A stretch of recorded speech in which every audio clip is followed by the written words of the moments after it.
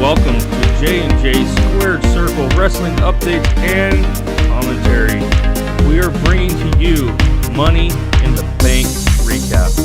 We do this every pay-per-view right after, straight away, getting you all the results in. This is for 5/19/2019 Money in the Bank recap.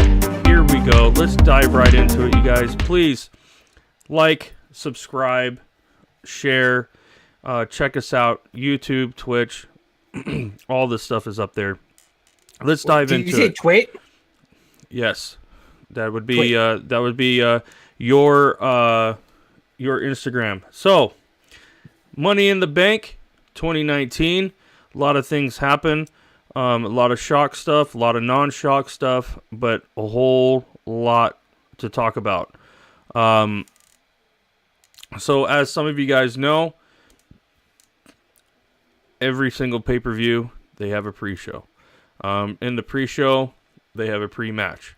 This was your pre-match. You had the Usos going up against Daniel Bryan and Eric Rowan. Can you tell which one is Jay, which one is his brother? I'm assuming the one with alcohol in their car. So now, either that or the one with the beard and long hair. Yeah, the one with the DUI ticket in his back pocket. So, this was a predictable match. It was predictable from the very, very beginning, because of the fact that it was non-title. It was non-title. For the last, some odd matches, whenever they do a non-title match, usually the team that doesn't hold the title wins. And I think the reason why they do that is just so they can say, hey, this team has a chance of winning. And I don't know why they chose a pay-per-view to do that. But the Usos won, if you haven't figured that out. It was a great match. It was a great match. Yeah. Great match. It was a good match. Don't get me wrong. It was a good match. Typical Usos, classic Hall of Famers, future Hall of Famers. Daniel Bryan, and they had to basically carry Eric Rowan, but I'm a firm believer that if Eric Rowan went up against a bunch of midgets, the midgets would have to carry him. I'm sorry, America, little people. So, either way, they'd have to carry him through the match. He's not that good.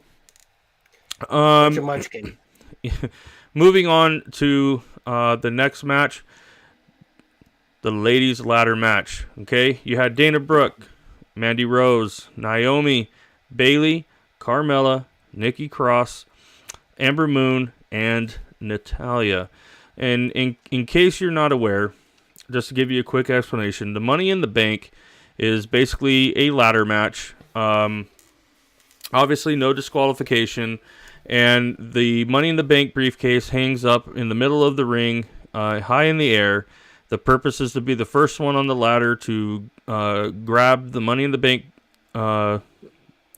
contract. And that basically gives you an almost guaranteed shot at the title. You can cash it in at any single moment and create a match and possibly pin the title holder and win. And you can go either Raw or SmackDown, one of the two. And it was a good match. I know the women take quite a bit of heat for their botches. They're just and there were many of them tonight. They're too quick, and I think one of the pivotal moments in the match was Mandy Rose hurt Carmella, and I think and I'm pretty sure it was not a write-up. I believe it was a real deal. If it wasn't, they sold it damn good, because what happens is Mandy Rose goes to kick the ladder out from Carmella's hands, and she missed, and she hits her right in the shin, rolls her ankle a little bit. Mandy literally stands there looking at Carmella in deer in the headlights. Look, just what do I do? And So she goes. And So you she can hear goes. Carmella. You can hear Carmella say, "Wait, wait." Yeah, Well, she's 'cause pushing her away. because She's she saying, kept "Get away from me, Mandy. wait." Mandy decided that the show's got to continue, and and so she goes after Carmella. I mean, it's just a classic moment where you have to do it. And Carmella wasn't having it. She kept pushing her away. Get the hell away from me. And then she drops down on her own will, rolls outside the ring, doesn't actually go onto the floor, actually sits on the apron, and then a whole bunch of people dressed up as referees, which are most likely medics, come and tend to her, and they wind up taking her to the back, and then they let her come back later in the match. You know what's detrimental to that whole entire match? I swear to God, was Naomi's costume. Period. I mean, Yeah. I don't know if she was trying to be Dusty Rhodes or something, but yeah, horrible. But basically, the match ended with Sonya Deville picking up Mandy Rose on her shoulders and literally carrying her all the way up to the top of the ladder to try to get this title. And instead, to be met by Bayley at the top, they have a little 2-second stare down. Bayley ends up pushing them both off of the ladder. She reaches up, she grabs the title, and wins. I enjoyed the ending. I really did. I thought that was really cool. How Bayley just came out of nowhere. Yeah, And the stared them timing was both down. perfect. The timing was it was- perfect. And I've said this before. You know, I really believe that the women just don't simply have a lot of experience with ladder matches, and I don't really see it in any other wrestling venues. It's mainly a men scenario. I think the men have so much experience in the ladder matches, and it really showed tonight. Specifically, the ladder match between the women and the ladder match between the men was definitely night and day. It was definitely black and white. But I think it's going to get better. This was a good match for what it is. You know, the women just don't have the power. They just don't have the strength to do some of these maneuvers. You know, somersaults and stuff like that off the top rope is not common in the women's world. And so, you know, it's not only that; it's them having to maneuver those giant ladders. they were Again, huge, you know, huge ladders. You know, so it's like, but again, I'm gonna say this. I'm gonna give the women credit where credit was due. They put on a good show tonight. A lot of botches, but at the same time, in the ladder match, they did a great job. And congratulations to Bayley. She deserves it. She threw the exact same temper tantrum as Sasha Banks did, but the only difference is she actually she actually she moved got on. awarded. That's the thing. She moved on from her little temper tantrum, and said, "Okay, look, I'm over it. Let's move on. I want to stay here. You Yeah, know, exactly, I want to work." exactly, and she did good. Unlike Sasha, who's probably still sitting in her hallway, still crying. Yeah, and yeah, that's we got more information on the Sasha Banks scenario as well. Some interesting news. So, but we want to go over that stuff in our weekly show, our weekly recap, which is on Saturday evenings, you guys. So check that out on more on Sasha Banks later. Now, moving on, we got to see Sami Zayn was visiting Triple H. Basically giving Hunter a hard time because he became a scaredy cat because he beat Braun Strowman. Mm-hmm. And he was basically asking for protection. Hunter basically called him a little bitch and said, if you want protection, tape up your hands, get out to the ring, you know, Right. and basically told him to move on, and then told him that Braun was banned from the building.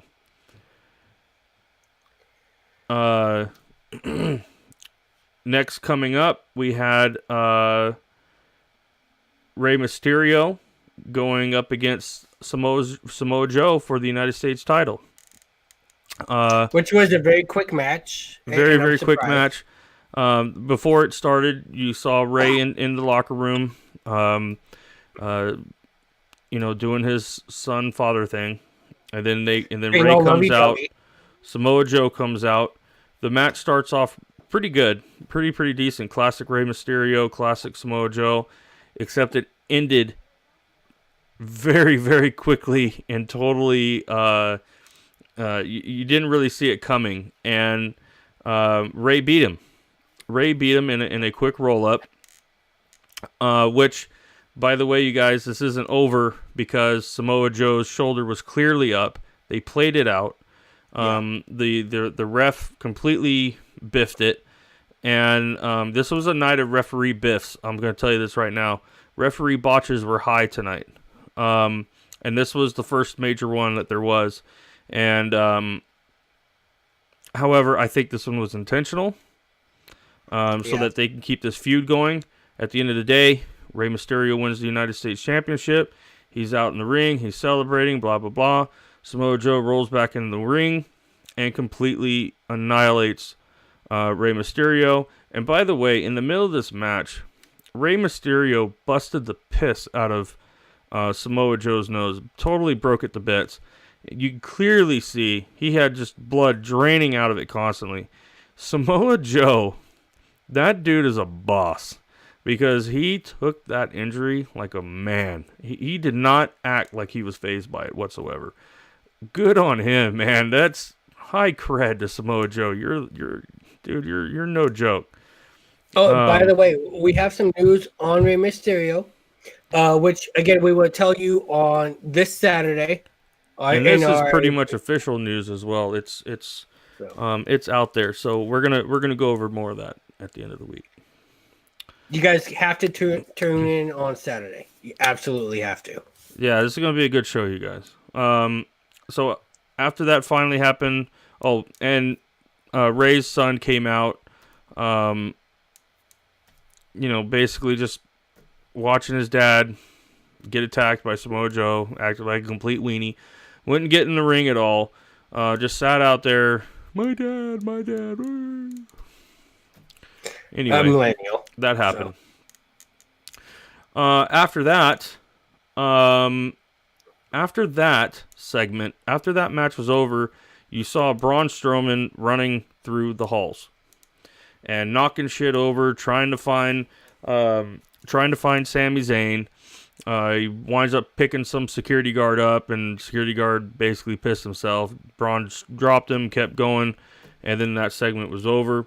And we move on to the Shane McMahon and The Miz match, which takes place in a steel cage. This was a lame match, you guys. This was probably one of the worst steel cage matches I've ever seen. I don't understand the match. I don't understand the concept of it anymore, in terms of Shane and The Miz. It was just absolutely lame. And it was lame from the very beginning. I enjoyed the match. I enjoyed the match. It was a classic Shane match. Nothing too unexpected. However, I knew Shane was going. I felt he was going to win because they wanted to wrap up this feud. And if The Miz won, then that means that they would have to continue the feud for another month or two. And they just want to wrap it up and move on. That's why Shane went 2-0 in this match. Basically, what ended up happening was Shane goes up, climbs up the top. Miz got him in a hold, wrapping him up, trying to bring him back over. Grabs Shane's shirt. Shane drops out of his shirt, lands on the floor, match is over. And then they move on. After that,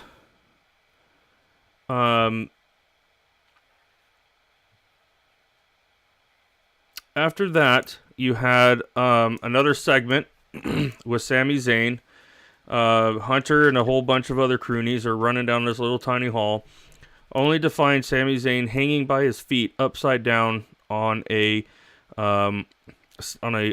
fence, like he's been crucified, and made it look like Braun Strowman had gotten to Sami and just said, "You know what? I'm going to beat your ass, and then I'm going to hang you up to dry."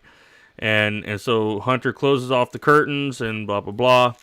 They basically announced that at some point that Sami Zayn's not going to be a part of the match anymore for the ladder match. They didn't say it at that moment. It was later on in the night. I'm just saying that now so I can get it over with. And then we move on. And then we got this. Whoops. Next one. Tony Nese going up against Daivari. Now, 205. This is a 205 cruiserweight match. The cruiserweight championship was on the line. Great match. These guys are good. These guys are great entertainers in terms of in-ring ability. It was a tremendous match. It really was. Daivari comes out in like a $103,000 car, and Tony Nese puts on a hell of a show. Daivari puts on a hell of a show, and Tony Nese gets one over on Daivari, and he wins, and then we move on. And then on the next cutscene, you've got Hunter calling out Braun, finds him, accuses him of what he did to Sami, and Braun basically says, "I didn't do anything to Sami. I didn't even touch him." And Triple H didn't believe him. Most likely, we have found the person that is going to be the new matchup for Bray Wyatt. That seems to be the speculation. I'm pretty confident about it myself that this is who Bray Wyatt's going to go after. So that leads me to believe that Bray's going to be a face. Really? Well, I mean, Sami Zayn's a heel right now with Kevin Owens. And that's I don't know why you think Bray. That's an established character already. Sami Zayn is established as a bad guy. I mean, he's screwing over other face characters like Braun Strowman, things like that. He's wanting protection. How many face characters want protection? It's an established character, which means that I think going into this, they're using how the crowd got into the Bray Wyatt character, and they're going to turn him into a face. He's going to be a dark, evil, nasty face, and most likely, what I believe, he's going to go after anybody and everybody. Nobody's safe from Bray Wyatt at this point. I think he's going to go after everybody. It's just this is his first victim. He's going to be unstoppable. Sami Zayn's his next victim.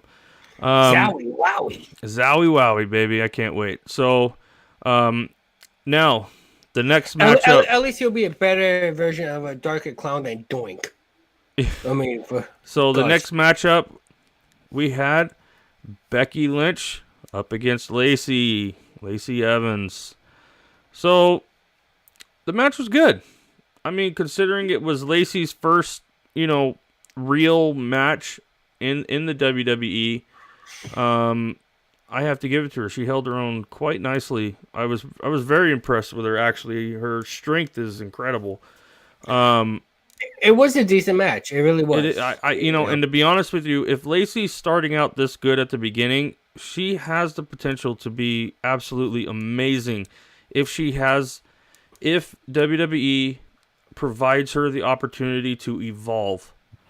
And I think evolution in this company is so important, because if you don't evolve, you're going to be left behind because you're going to get boring. Even Hogan did it. So, people could only take the red and yellow for so long, and he had to having to go black and white. So, at some point, her character is going to evolve into something a lot better than even what she has now. But I think what she has now is great because her microphone ability and her in-ring ability, Jesus Christ, she's going to be pretty good. But it was predictable. There's only been one superstar from NXT that has won the World Championship right out the gate. That was Finn Balor.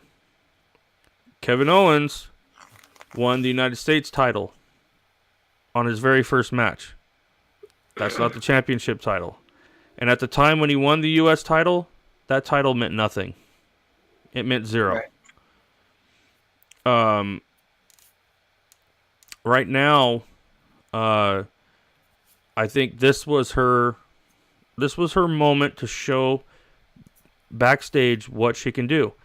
And this match is going to continue, and I would like to go into this a little bit more by talking about this matchup, because the things that happened in this matchup are extremely, extremely important. Becky versus Charlotte. Now, what took place is that right after Becky beat Lacey, she does her little celebration, starts to go back, behind the scenes. Before she can even get to the ramp, Charlotte's music hits. Charlotte ain't waiting. She's decided that she wants to go for that title right here, right now. My original prediction to this was that Becky was going to beat both. And then Bayley was going to cash in the Money in the Bank. I predicted that Bayley was going to win. And I said Becky or Bayley specifically that she was going to win Money in the Bank. And I was pretty sure somebody was going to get cashed in on, and I was certain it was going to be Becky for the SmackDown title. And the reason why I predicted that was because of the Becky 2-belt scenario.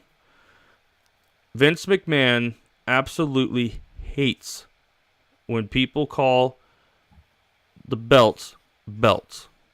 It has to be called a title. That has been one of his pet peeves ever since he took over this business. Because you know what a belt is? A belt is something that holds up your pants. Right. That's why. Right. And And and he's real adamant about that. It's a real deal pet peeve. A lot of people out there don't know this. But that segment, I'm quite certain when she said Becky 2 belts, I'm pretty sure she got a little bit of a scolding from Vince. Hey, don't go out there and call it that. The problem was it went viral. Austin 316. It went viral. It was never supposed to go viral. And because it went viral, they had to capitalize on it. They had to it's an opportunity. They had to make money on it. I think Vince hated it. I think he wanted to make a quick profit and then get it out, get it gone. And so that's one of the big reasons why I felt that they decided to go ahead and niche this. And then and the other reason is as well is I think they want a specific champion at SmackDown. And I think the reason why they want a specific champion at SmackDown is that person's going to be there every week. Period. And not only is that person going to be there every week, it cuts down on the travel expenses, and it allows for them to move more superstars over to the blue side every week from the red side, and vice versa. So, at the end of the day, SmackDown needed a champion. And I was quite certain it was going to be Bayley. However, what I wasn't able to predict was that Charlotte actually beat Becky and became a 9-time women's champion. I'm going to say this right now. The fact that she won is bullshit. It irks me to the highest power because they are just puking title numbers that mean nothing. Because at least five of her title reigns have been less than a month. You know what I hate about this?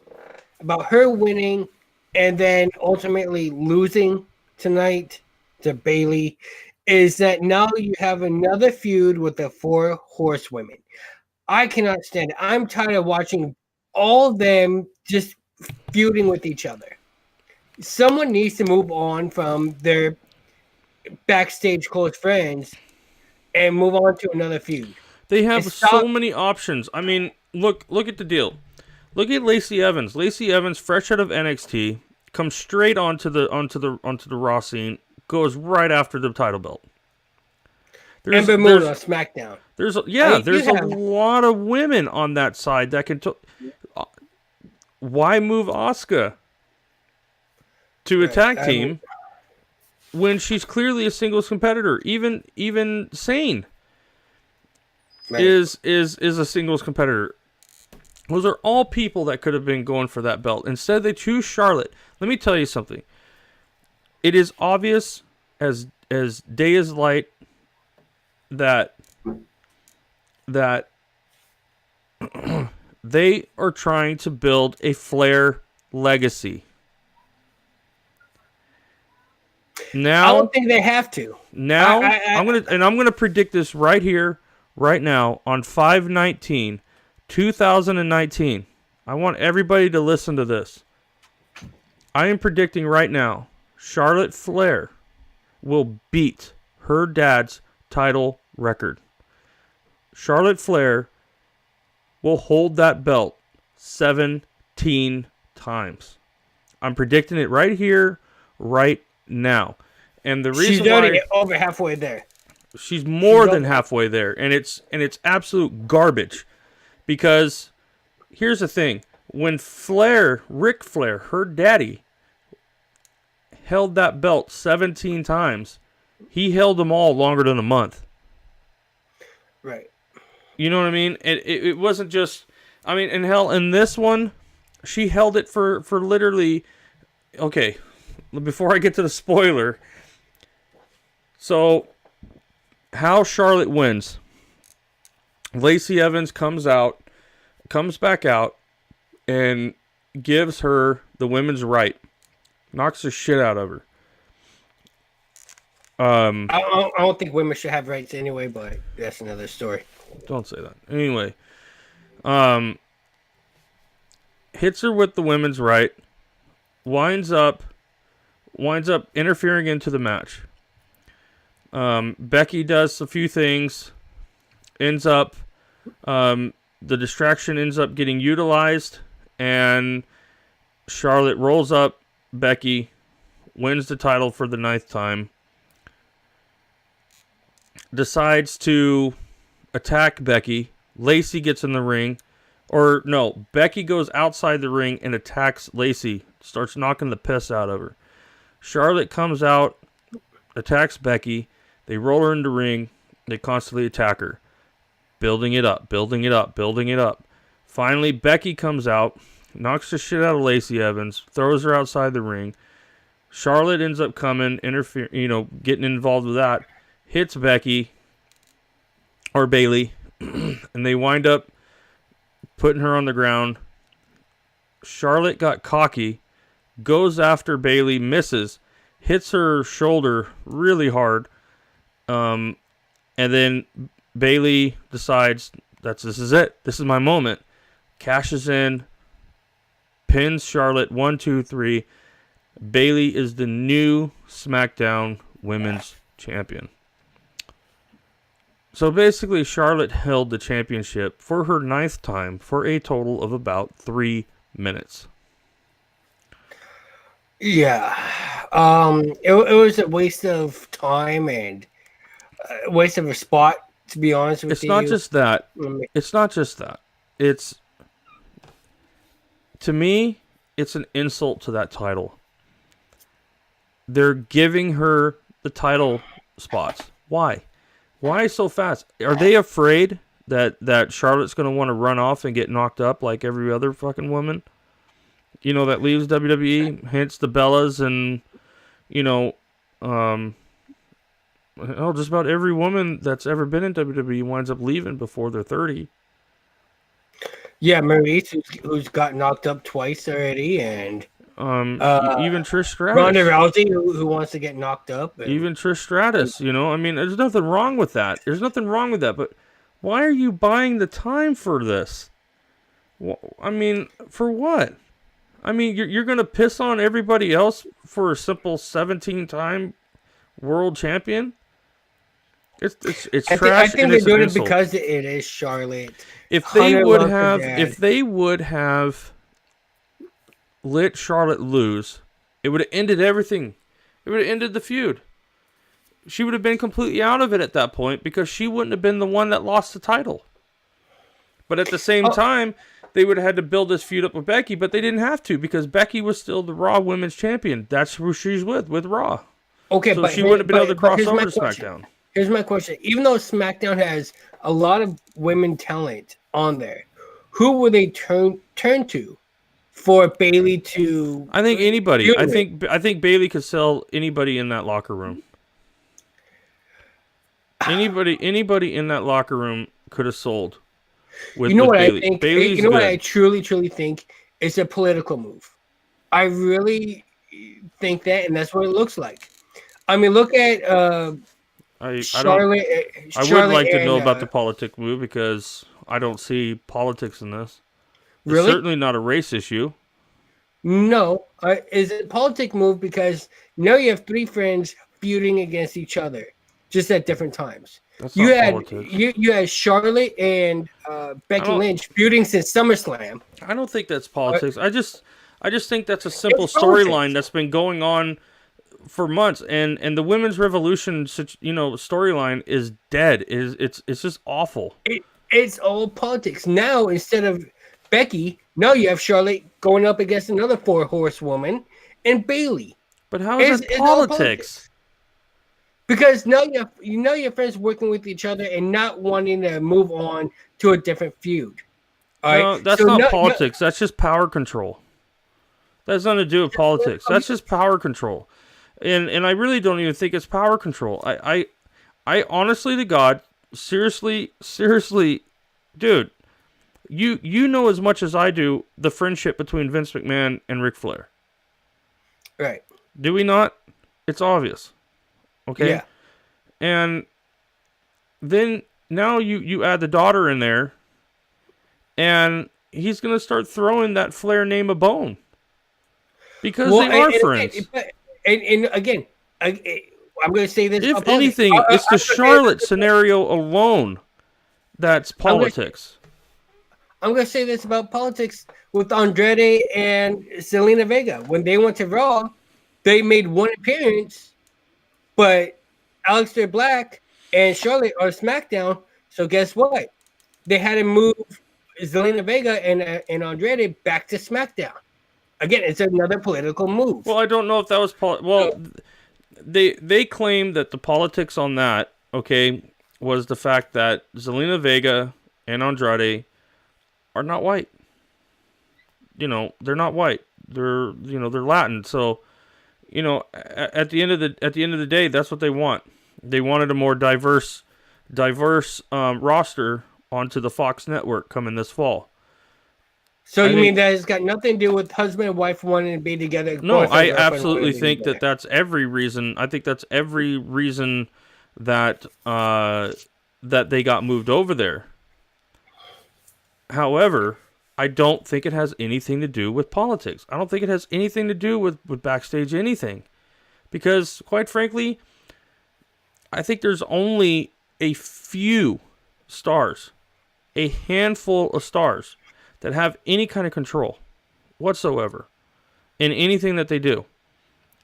And it's not, and I may even have too big of a word for how many people actually have creative control. They don't have any control. I think this is simply a situation with Charlotte that they want to show respect to Ric Flair by bumping up his daughter because they want that storyline so bad. I can't. It's obvious. It is obvious that that's the.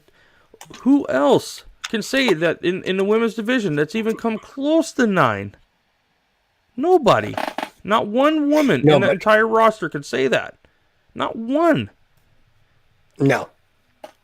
She's the No, only. I don't think anyone will. I don't think there's anyone only will. one person. There's only one woman on that entire roster that's gotten even close to the amount of airtime, and that's Natalya. And even she has not had that title 9 times. I think she hasn't even had it 3. If that. But she's the only person that's got this exact same amount of airtime, if not more. Because she's on every week. Yeah. And she goes to all the other countries and does all the extra shit. And she doesn't have it 9 times. Charlotte's the only one. Why?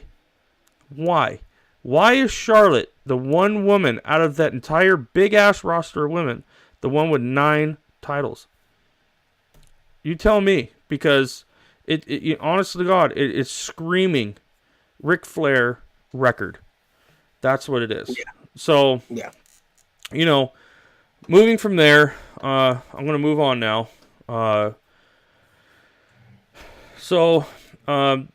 The next one shows Roman Reigns. He's walking down the hall. It looks like he's getting ready for the matchup between him and Elias. And Elias sneaks up behind him, smacks him up in the back of the head with a guitar, and says, "It's showtime," and walks back out, enters the ring with no music or anything like that, grabs an electric guitar, and proceeds to basically write what I think is one of the greatest #1 hits of all time, talking mess about Connecticut. And I couldn't agree more. Why? Obviously, it's a joke, Connecticut. I got nothing against you. I've never been there. Don't plan on ever going. So, you should. Roman It's a beautiful place. Eventually, Roman does come out. Superman punches him, spears him. 1, 2, 3. Match is over. 7 seconds. Great match. And that's all we're going to take on this. That's what we got, you guys. That's what we got instead of the Usos and Daniel Bryan. Actual title holders that should have been in the pay-per-view. We got that. So moving on. And then the ever controversial, this is probably the most controversial segment of the entire night. Lucha Underground. I wasn't expecting them to come out. They came out. They probably cut one of the worst promos in the ring I have ever seen in my life. In fact, the WWE, whoever was producing that show, they really biffed it because they left their intro music on just barely enough to it's almost like they did it on purpose because of a language barrier or something, because when those guys got on the microphone and started talking, it was god awful. No, you know what I did during that segment? I went to go get a can of refried beans, put some jalapenos in it, was going to make myself some nachos, but by the time I came back, they were done. Yeah, and basically talk about lucha. There's always a party, and I was trying to have a lucha house party in my house. Yeah, lucha house party going on 24 hours a day. Blah blah blah. Getting ready for a 6-man tag match. As a matter of fact, I want to prove to you, I was about to have a party. See, a Corona. Lucha House Party rules right there. Well, Lars Sullivan. Oh. Lars Sullivan comes out, and I have a feeling this was a test. I think this was a simple test to see what the reaction was going to be. Which was none. There was no reaction whatsoever. And I think the reaction that he got was better than what was expected. He didn't get any. Exactly. He got like a few. Hold on. Let me finish. So Lars's music comes on, and then I sit up because I'm like, okay, here we go. Now we're gonna get the chants. We're gonna get the the boos and the moaning and groaning, and nothing. He got nothing. It was literally him coming out. He squashed all 3 of them. He did his Lars Sullivan thing, and the crowd simply just didn't react, and I was surprised. I have a feeling they were expecting him to get booed out of that place. I have a feeling. So here's my take. either the crowd, what we heard was true, and the crowd just simply didn't want to react to it, or WWE, which have been known to do this before, simply recorded over the crowd and made it sound like they did nothing. They could have. Because it's a known a few views. Well, you heard a few boos. Well, you're going to get that because here's the thing. They have been known to push in cheers, push in pops. Right. To try to get people to go, oh, well, everybody likes them. I must like them too because I'm a sheep. Mm-hmm. And, and on top of that, we've also known them to bleep out the crowds. Me and you know that firsthand. In case some of you guys don't know, right. we went to a Raw that was basically the last Raw before WrestleMania a couple years ago, and this was back before SmackDown went live. SmackDown was actually recorded on Monday, so we basically went to a SmackDown and Raw show. There is a feud going on at the time with the Bella Twins. And they came out, and while they were talking about, well, you did this on Raw, Monday night on Raw, and that's why we had to come back out here on SmackDown. And when they said SmackDown, now we were probably, maybe 20 rows back, would you say, from the ring? And no, they said we had to come back because last Monday, this and that. And my co-partner, Josh, over here. And I simply yelled out at the top of my lungs, but it's still Monday. I mean, loud. And I actually got a reaction from the crowd from it because the Staples Center, my voice carries quite a bit. So when that happened, everybody kind of laughed about it, and you could even see that there was a slight reaction when with the Bellas because they had to catch themselves. It was clear as day that they could hear me. When we went back to the recording of the show, you can clearly hear in that section that the noise of the crowd completely changes. They bleep me out. They totally bleep me out. You literally said, but bleep out, and then the crowd laughed. Yeah, and you can't hear me. They literally fed in a crowd noise so to overlap me. I think that was rude. I thought what I said was quite funny.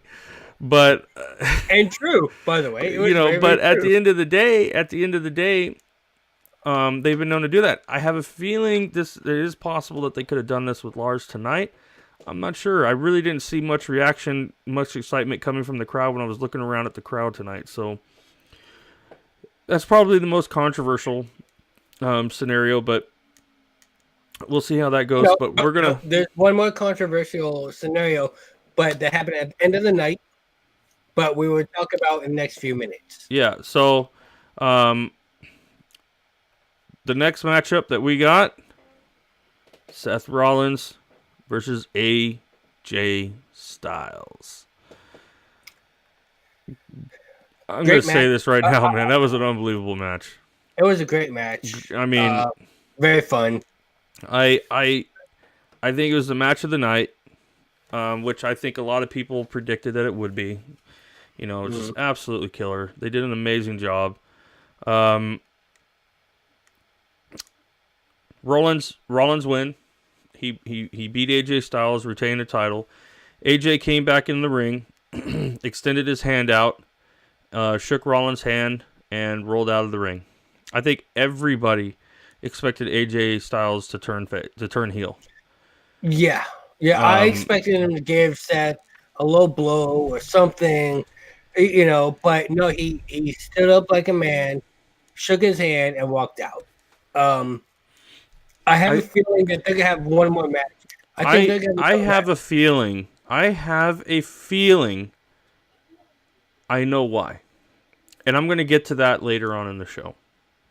I think I know why they did not turn him heel, and I'm going to get to that at the end of the show. This was our next match. We had Kofi Kingston going up against Big Dog KO. This was a decent match. It was a good match. It was a good match. No interference. It wasn't the match of the night, but it was. It was close. It held up. So. It was close. Kofi beat him. He great back and forth matchup.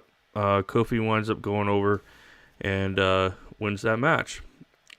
Straightforward. What's his finisher? What, Trouble and Parasites or something like that? Yeah, it was a straightforward match. It really was. There's really nothing special going on there.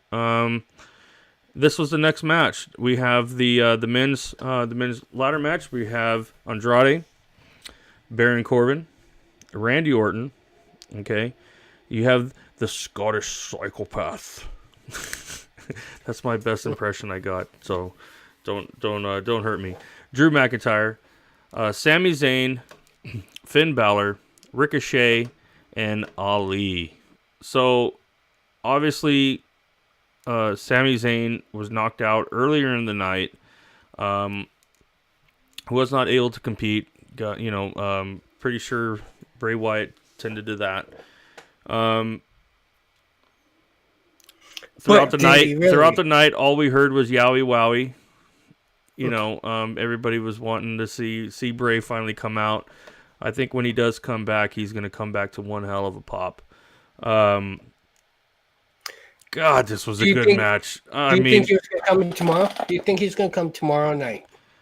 Or are we going to have another Firefly segment? I have a feeling. I don't know. I don't know. I'm surprised we didn't have a Firefly segment tonight. There really wasn't much, but I will say this. This was a good match. This ladder match was just, every competitor that competed in this just absolutely did an amazing job. I didn't see a lot of mistakes. Jesus, that Finn Balor took a bump. That was just something else. I've never seen a bump like this in all the ladder matches I've watched in my lifetime. I've never seen a bump, and he got up from it just fine. And I think you know the one I'm talking about, where he gets power bombed onto from the top of the ladder onto another flat ladder. The ladder ends up bouncing, and it bumps him up at least 4 feet, only to land back on the ladder again. Yeah. I was like, what? I'm sorry, man, but that's gotta hurt. No matter whether it's written or not, it's gotta hurt. Yeah. And Ricochet folded one in half, so yeah. This was a great match. Great match. Good contrast of styles.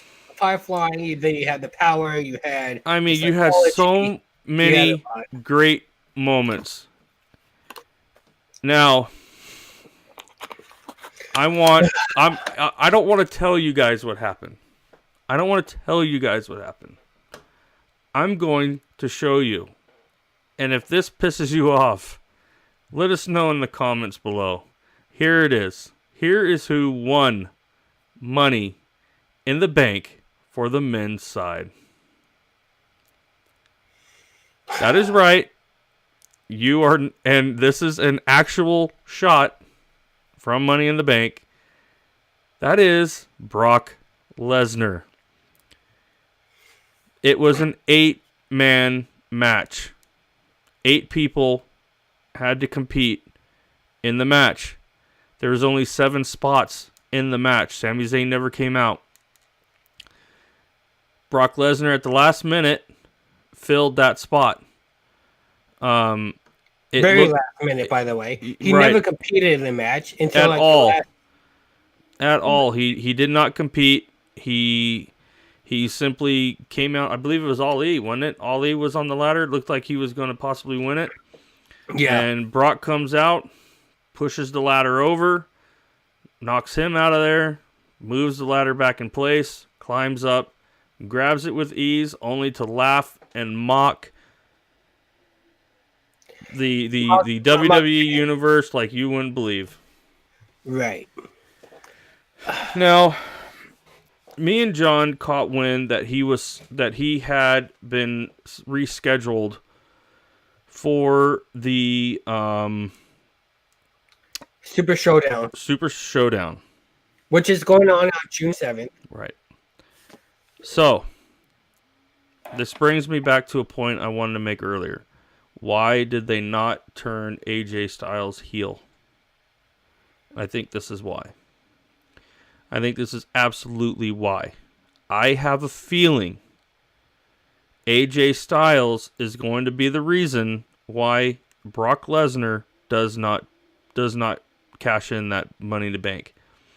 I have a feeling this is going to be the second year in a row where Money in the Bank does not get cashed in, and I think it's going to be the roster fights back. They don't want him getting it back. I have a feeling AJ Styles is going to be the reason why Brock Lesnar does not cash in the Money in the Bank. And it is possible. It is possible. And they have been teasing this for years. That Brock Lesnar may actually have to put the Money in the Bank contract on the line. And it is possible that AJ Styles wins that Money in the Bank contract. I can see that happening. I think that would be a fantastic story compared to what we might possibly be able to get with another Brock Lesnar run. I don't know what it is. It almost feels like Vince loves putting tons of cash in a big rig and sending it straight to frickin' Brock Lesnar's house, because once we got rid of his ass, he's right back in the fucking mix again for the damn title, and it really pisses me off. I think it pisses off a lot of people. I know it definitely pisses me off. I don't think it's needed. Brock While Lesnar. you're talking, I'm gonna show everybody just to make him mad again. Here we go. Keep going. Keep talking. See, this man does not deserve a spot. He did not deserve the Money in the Bank. This man deserved to go sit at home. All right. I understand why WWE re-signed him, because they're scared of AEW. But for God's sake, Look at that face. Look at that face. Look at that face. Look at that face. A face only a mother could love, I guess. Oh man, just like this, just like this one. Definitely not just like that WWE one. Universe. That's a face only a mother can love too. If you guys are, sick and tired of him, then you're just like us, because we are too. It's mainly the belt, man. I'm sick of the belt being disgraced. I'm sick. I'm tired of it being disgraced. I'm tired of it not getting its airtime spot. That belt should be a star in its own right. And anytime that it's not there, there's nothing to go for. There's nothing to go after. There's nothing to show off. Right. That's supposed to be the ultimate bling, and it's not blinging. It's only gaining dust, and it's just getting to the point where it's annoying. And I have a feeling that this AJ Styles situation, I believe that's the reason why they didn't turn him heel. I really believe it. Possibly. They're not going to put Bray Wyatt in the mix. I'm sorry, but they're not. They have to establish that character. They got to establish his run. I don't think his character is going to be a title character. I think his character is going to be a dominant character. He's going to be the Undertaker replacement.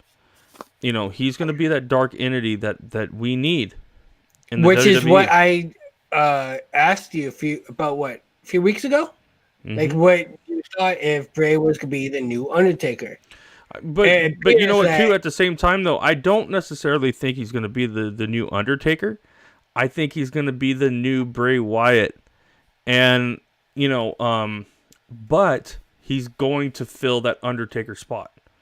Nobody's going to replace the Undertaker, but he's going to replace Undertaker's spot with a brand new, dark as hell character. He's not going to be the one in the title reign.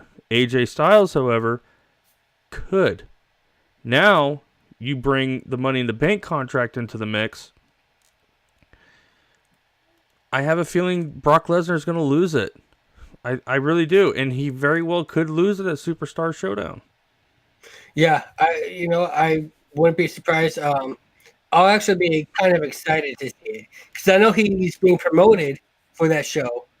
So if they do that, not only will that show bring some kind of meaning to people here in the U.S., it'll definitely bring something to people in Saudi Arabia as well. Yeah. It won't just be like a regular house show or, something meaningless. Yeah. So it's just, I think that was the biggest shocker of the night. I was very disappointed in it. However, I trust WWE to make the right decision with this. I think they know not to give him the belt. I think they know that they can't give him back that belt. Right. If they give him back that belt, knowing that a lot of people do not like him, all I can say is AEW is coming. And the more you fuck with your fans, okay, the more they're going to get tired of it. And they're going to want that they're going to want that new that new brand. They're going to want it. AEW's coming. They're only, I think, 1 week away from their very first pay-per-view. And you put Brock Lesnar, you put that belt back on Brock Lesnar, I guarantee you're going to lose fans. What does AEW stand for? All extra wrestlers?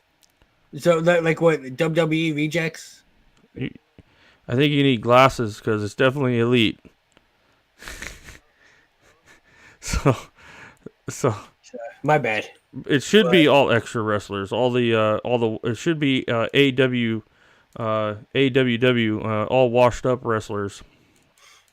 I'm sorry. That was WCW. I'm sorry. No, no. Let's not forget the main star. People in their 50s.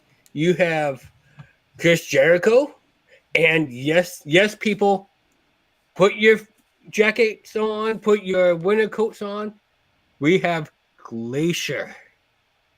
He is going to freeze that company. It's going to be... Oh, yeah. But anyway, you guys. Glacier. That was Money in the Bank 2019. A lot of good things happen. A lot of not so good things happen. Some shockers happen. Not so shockers happen. If I was personally going to give this, a star rating out of 5 stars, I'd probably give it about 3.5. I was entertained. I didn't think it was an awful.